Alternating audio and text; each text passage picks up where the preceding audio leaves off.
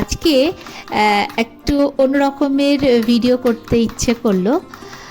আসলে কিছুদিন আগেই আমাদের স্কুলের বন্ধুদের একটা গেট টুগেদার পার্টি মতন হয়ে গেল এই বহরমপুরে।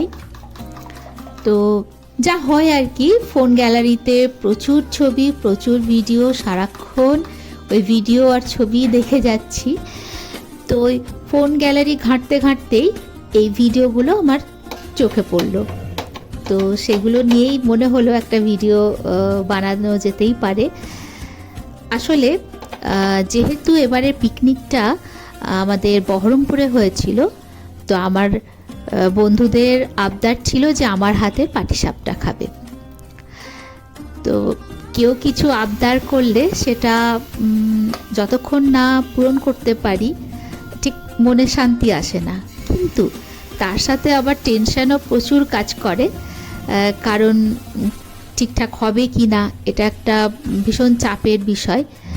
আর অদ্ভুতভাবে আমি দেখেছি যে যখনই আমি কারোর জন্য কিছু বানাতে যাই, অন্য সময় যখন সেই জিনিসটা বানাচ্ছি বাড়িতে হয়তো বেশ ভালো হয়, কিন্তু যখন কারোর জন্য বানাতে যাই তখন কিছু না কিছু গড়বড় আমার হয়ই।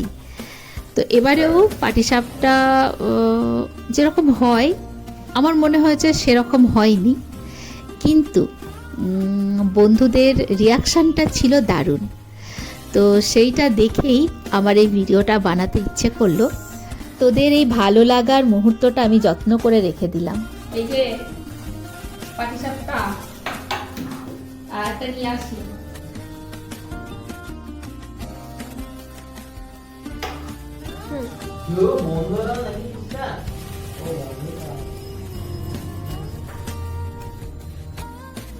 বন্ধুগণ, পাটিসাপটা হয়ে গিয়েছে, খেতে কেমন হবে জানি না, বানিয়ে নিলাম। এক পিস করে পাবি কিন্তু, দে ভালো করে।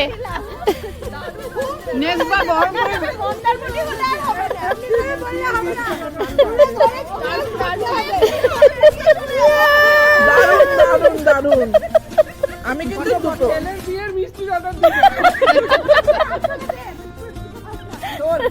এই তুই পেয়েছিস?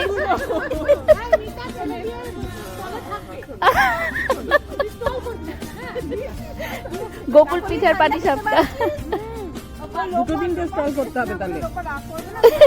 খুব ঠান্ডা না, আমার একবার মনে হলো ওদেরকে বললাম মাইক্রোওভেন একটু গরম করে দিলে ভালো। মজা করছে আমাদের।